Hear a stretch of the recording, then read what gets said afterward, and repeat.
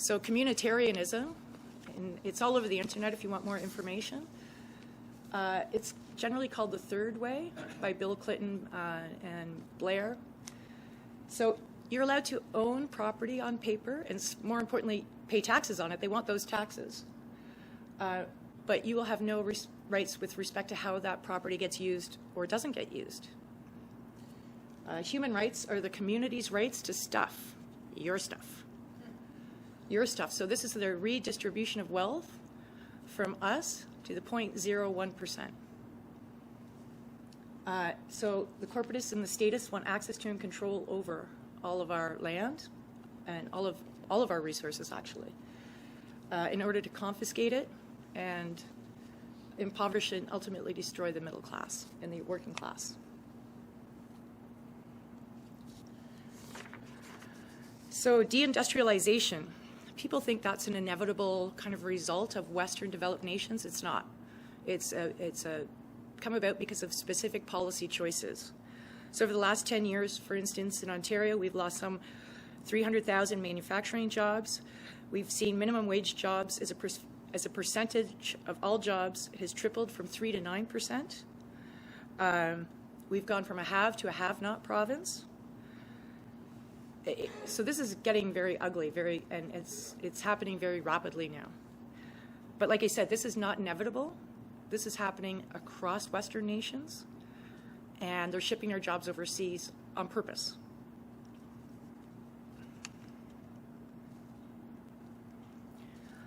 So the precautionary principle. So mere suspicion or assertion, no evidence required, of a potential problem is sufficient reason to stop economic development. Proposals are required to prove a negative. It's a very high threshold. This is the key tool being used to shut down the competitive productive class.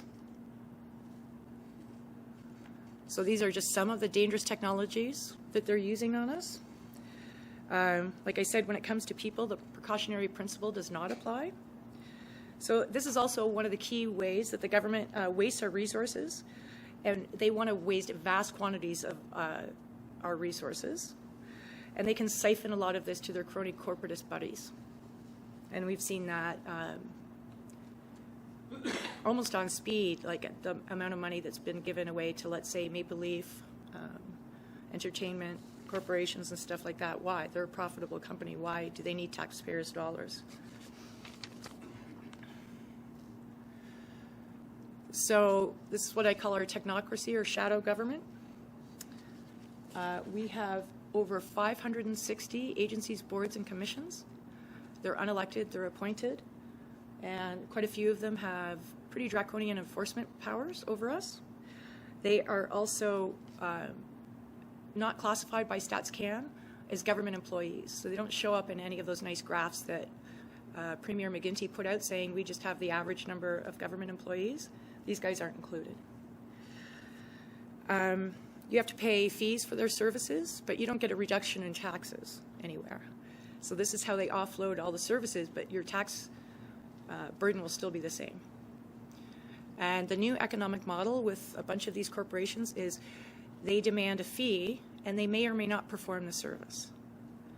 So my mother, for instance, she had some electrical work done. She had a porch lamp put in, and she had to pay a $60 fee, and then to have it looked at by the Electrical Safety Authority.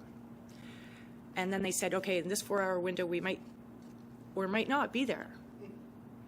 And my mom likes to comply. She really does. So for 4 hours, she sat in her kitchen. She wouldn't even go upstairs to use the bathroom in case she missed them. Because if you miss them, it's another $120 fine. So they didn't show up. And to add insult to injury, she sat there for 4 hours. But she still had to pay it. I asked for a refund. They said no. Now, this doesn't even include all the delegated enforcement powers they've given to the OSPCA you're well aware of. You may not be aware of the steam fitters and the pipe fitters have delegated enforcement authority. So they shut down my gas in the summer. And they interpret this bylaw. So if you walk through a guest bedroom to get to your utility closet, you have to have a very expensive hot water tank, or they'll shut off your gas. And could you say that again, So in my basement, I have a guest bedroom, and they walked through my guest bedroom to get to the utility closet where my hot water tank was. So now they consider that utility closet part of my bedroom. And if you have a hot water tank as in part of your bedroom, you have to have a direct vent. It can't vent out your chimney. So they shut off my gas. So I didn't know when this guy was coming to relight my gas appliances that he had the ability to shut down my gas. So he did, and after I complied and all the paperwork was done and we did come into compliance, they shut it down anyway, I think just because they were mad at my landowner sign. There was also a report released yesterday where the government's looking for public-private partnerships to deliver services. Public-private partnerships are there solely for one purpose, to socialize the costs and privatize the profits. It's never worked the other way. It's never benefited the taxpayer.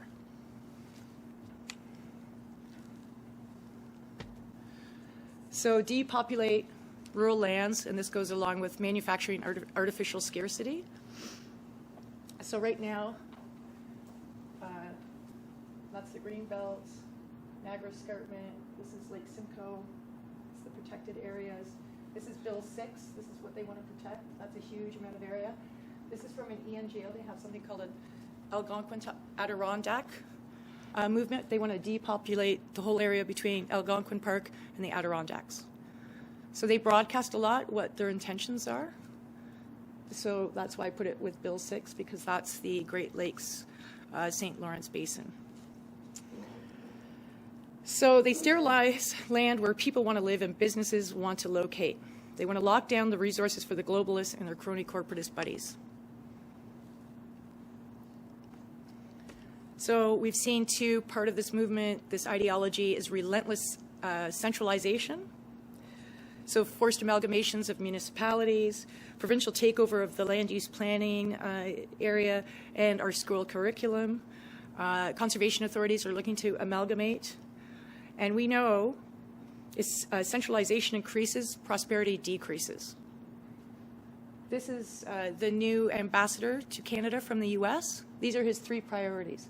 Harmonizing the regulatory framework, security and prosperity partnership, which means just one border, and cap and trade. And that's when we become the North American Union. Because what sovereignty do we have left? Why can't we have different rules? It's the same country then, even if we nominally still are called Canada. So we talk about the smart grid. I wanted to show some really creepy parts of the smart grid that don't often get talked about. So we know about the smart meters.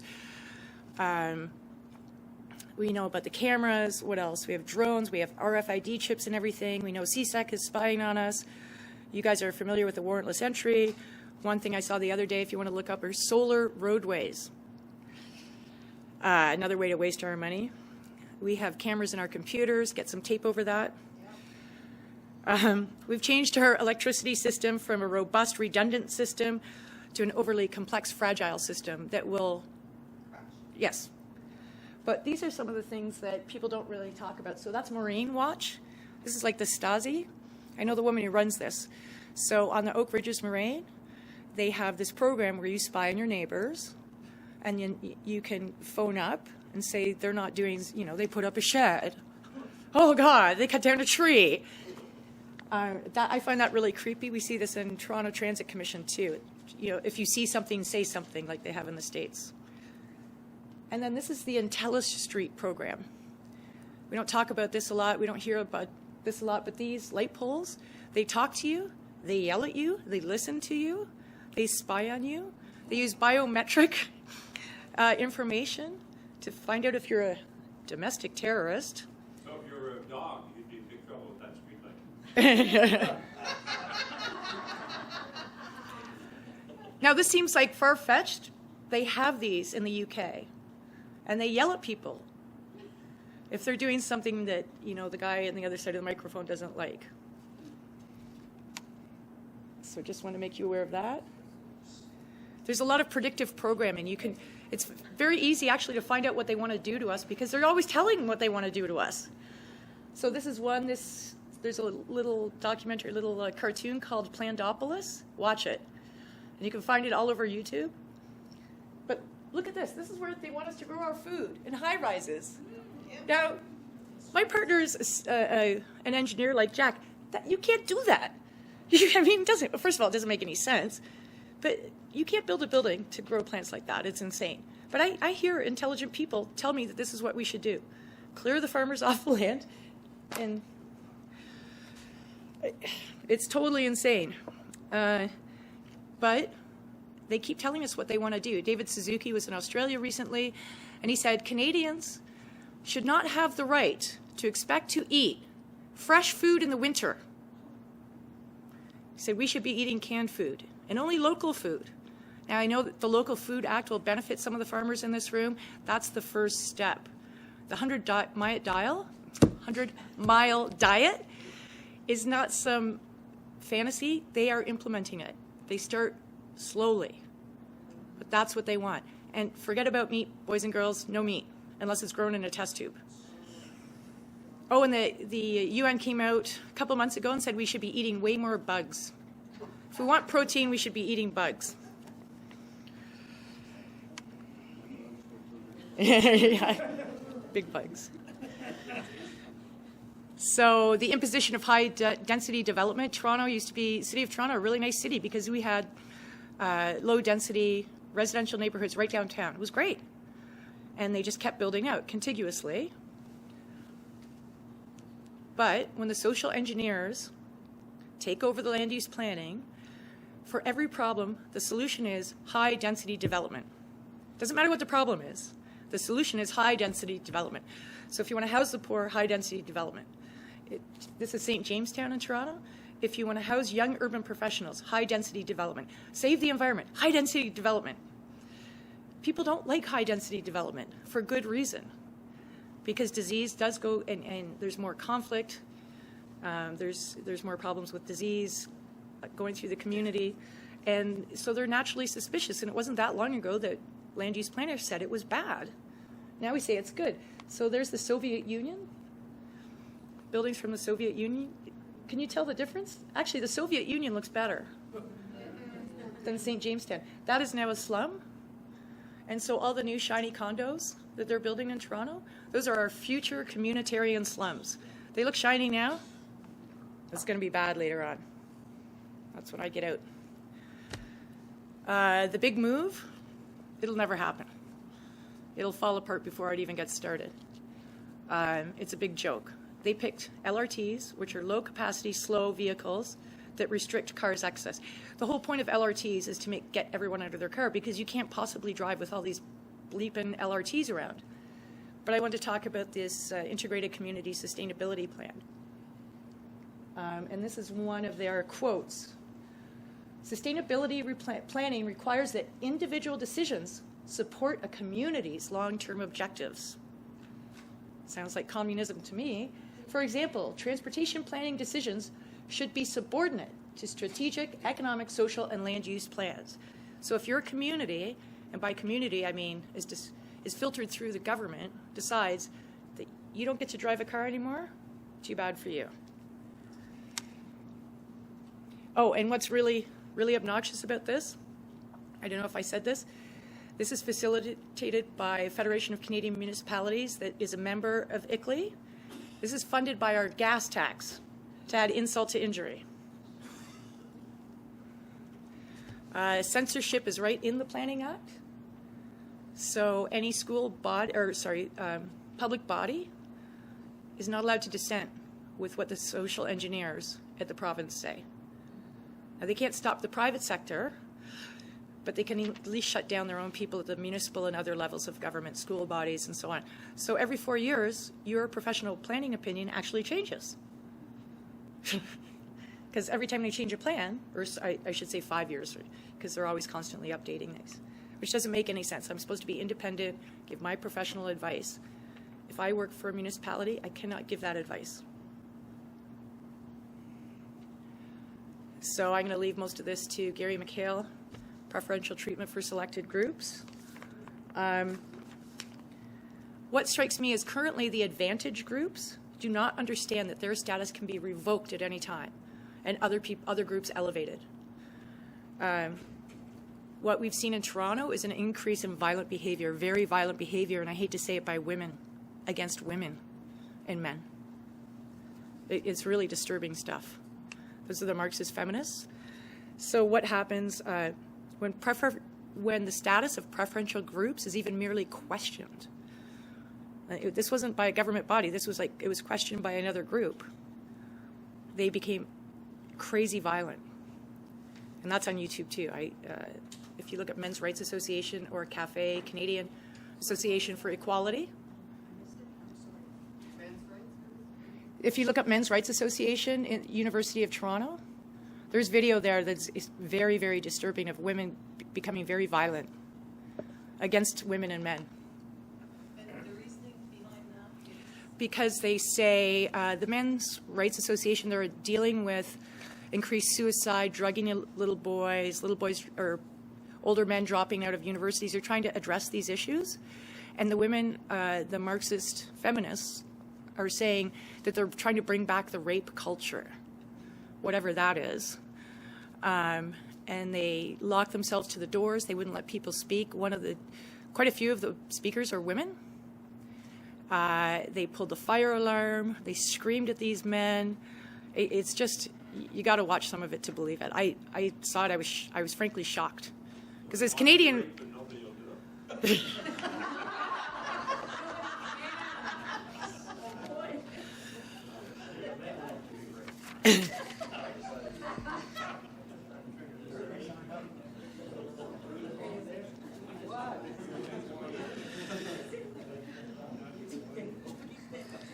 I'm going to tell you all the depressing stuff first. There's good stuff coming later.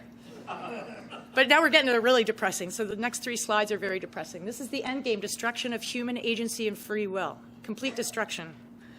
They don't like that. So it's an infantilizing philosophy. And the competitive, productive activity is being criminalized, as you know. For example, boys are being drugged for being boys. Yes. So this is a corporatocracy. It's a wealth confiscation. Not all businesses are bad, obviously. There's very select businesses who are taking advantage of this. And I just want to comment on Justin Trudeau. When he tried to define the middle class as people who had accumulated wealth, that wasn't a mistake. He's setting that up for a wealth tax. He's very specifically defining the middle class as anyone who's accumulated wealth because he wants to confiscate it. Now, was it Guy Butts? Anyway, he has advisors that came directly from Dalton McGuinty's office. So they know what they're doing. So this is wealth redistribution from the competitive productive class to the 0.01% parasitic class. So part of it we talked about today, current value assessment. So doctors and lawyers move into my neighborhood and I pay more tax. Why? I'm not getting more service. I live in a working class neighborhood that's gentrifying. So all the working class people are being pushed out, and some of them, yes, they're in their 80s. And they're like, what's going on? And they use very little services, but they're being pushed out. So this is the really scary part. But it is now so openly spoken about, eugenics, that Times and Newsweek have it on their front pages. If you can't see it, Times says, how to die. And Newsweek says, the case for killing Granny.